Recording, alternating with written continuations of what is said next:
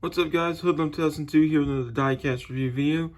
I reviewed the 164 of this car a little while ago, but I thought I'd go ahead and also do the 124 just to kind of mention some of the sponsors that maybe I wasn't able to read on the 164, and because this has a little bit more detail than the 164s usually do.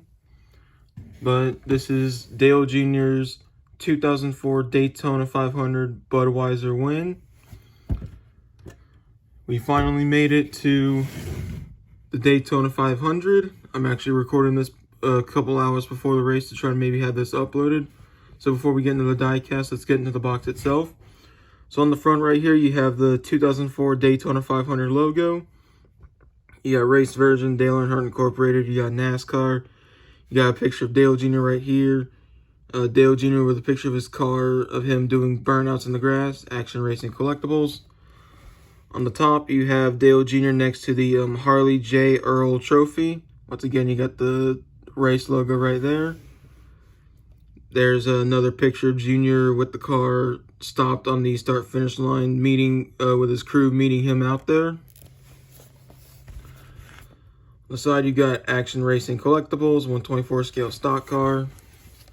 On the back, again, you got the race logo. Another picture of Dale hoisting the Harley J. Earl trophy. And a picture right there of them in victory lane. You got Dale Jr.'s name right there. And let's see. For the ARC, they made a total of 68,000 of these, it looks like. And then of the QVC, they made 6,000. So there was a total production of 74,000 of this car made. You got Action Racing Collectibles. I don't know what this signature is, but you know, it says 2004. Back to the front, and of course on the bottom of the box you have your licensing and stuff. So here's the car itself. Dale Jr.'s first Daytona 500 win, first of two. His second Daytona 500 win was in 2014, 10 years later after he won his first. Interesting stat that I feel like some people forget is in 18 starts, Jr. had, I believe, out of 18 starts in the 500, Jr. had, I believe it was 8 top 3 finishes. So if things either would have gone better or something, Jr. could have been an 8-time 500 winner. I will say the first year he could have theoretically won the 500 would have been 2001 when he finished second to Michael Waltrip. 2002, I think he crashed, I believe, in 2002. I want to say 2003, I think he finished second to Michael Waltrip again. I'm not entirely too sure. 2004, he obviously won. I believe 2005 he could have won. I don't know about 2006 or 2007. Say the earliest he could have won was, I think, was 2010, I believe, when Jamie McMurray won it in the one car. Don't know where Jr. finished in 2011. I know 2012 he finished second. 2013 he finished second. 14 he won. 15 I believe he got third in 2015. And then 2016, 2017 he crashed out both those years. But 8 top 3s and 18 starts in the 500, that's really actually not that bad. But anyway, let's go ahead and get down to the sponsors on this car. So on the hood, you have Bud, born on date, February 15th, 2004. Something that they did for Speed Weeks was they had a different date of what they were doing. Like, I think on the car that he ran in the shootout, it says, I think, February 7th. And then the car that he won his dual race on says, I believe it was February 12th. Anyways, you got a Chevy bow tie logo right there. You got the number 8 on the headlight. You got Monte Carlo right there on the front. Going down the side, you got Sunoco Wix filters, JE Edelbrock comp cams, Levite Move, and Goodyear Gatorback. Got Goodyear right there above the wheel. On the side here, you got NASCAR Race Car, NASCAR Nextel Cup Series.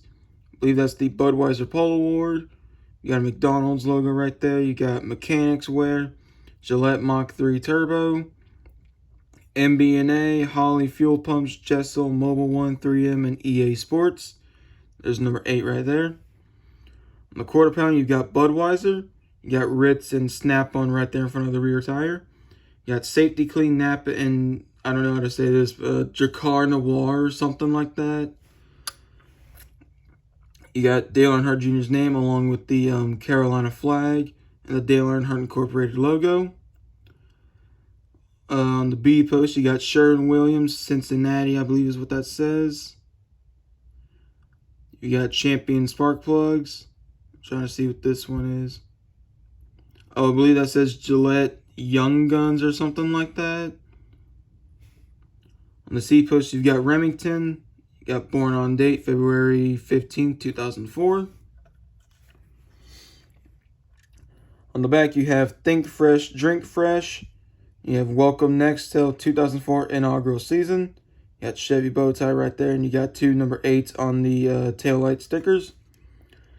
On the deck lid, you have the Budweiser B logo fresh. Nothing on the roof. Same stuff down the other side as usual. Let's take a look under the hood. Give me just a second. Alright, looks like we gotta use this over here then.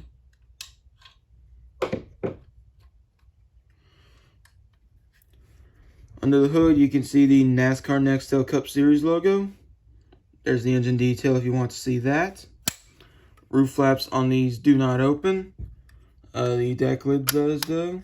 Oh, that rear window wanted to pop out. There you got your fuel cell and such. And there's the underside of the car, if you want to see that.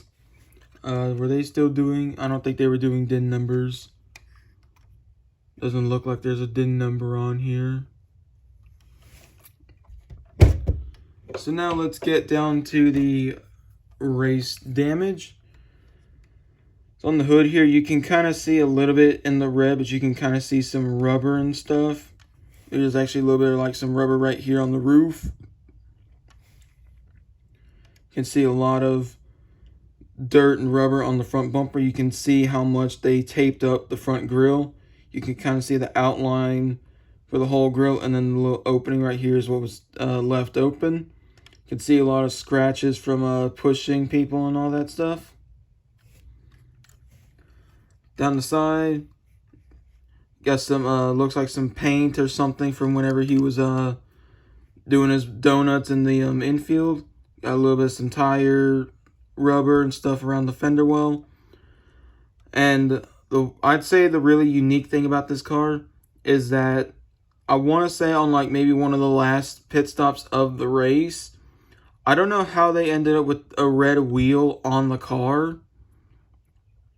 Like, I don't know if this is a wheel that the 8-pit crew had, or they had to borrow like a tire from another team. I've always kind of wanted to know what happened. Oh wait, there's a number right there. It says left front 20. So maybe this was the left front of the 20. But then that'd be Tony Stewart, and I don't remember Tony Stewart running red wheels in this race. Unless that's supposed to be a different number. I don't know. I don't know where this red wheel came from. Anyway, continuing on the rear, you do have some more tire marks. You got a little bit of a donut right there.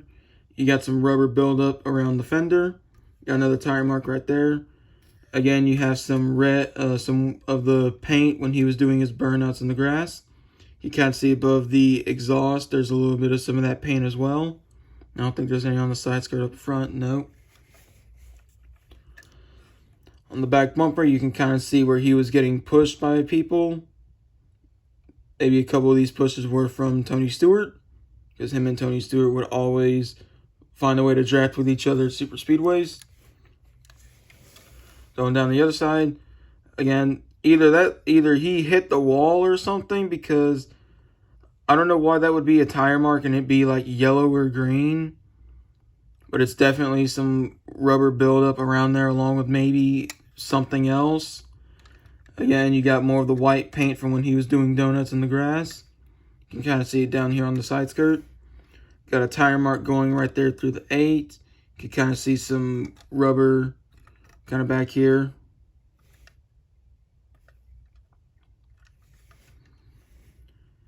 And some more rubber buildup around the front tire. And again, more white paint from doing his burnouts in the grass.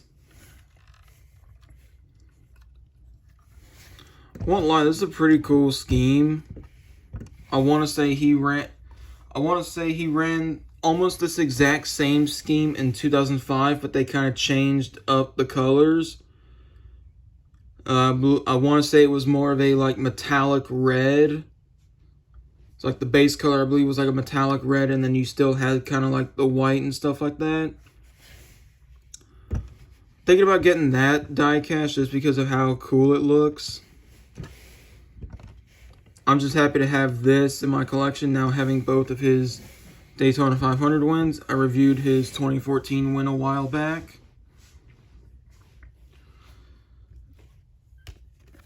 Yeah, really happy to add his 2004 Daytona 500 win. I've been getting a lot of his race wins recently, especially a lot of his DEI wins, because his DEI wins are actually easier to find. I've only got, I think, 4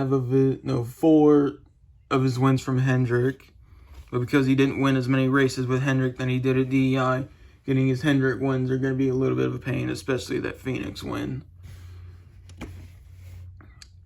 That's going to do it for another diecast review video. Again, I did review the 164 a while back, but I thought I'd go ahead and review the 124 just to kind of cover up any sponsors I might have missed. And because these 124s Lionel can do a little bit better detail because it's a bigger car. But really happy to finally, again, have this in my collection. Daytona 500s later today, as I mentioned. Obviously pulling for Alex Bowman. He's my main pick to win. I don't even think I could pick anyone else. I can't think of anyone. Because it's the Daytona 500, and as we know, super speedways, anyone can win them. You got Denny Hamlin, who's won 3. He could probably win his 4th today, or we'd have someone like Justin Haley win the 500. Like, someone could just come out of nowhere. But I'm pulling for Bowman, like always. And hope you guys enjoyed this video. And I hope you guys enjoy watching the Daytona 500.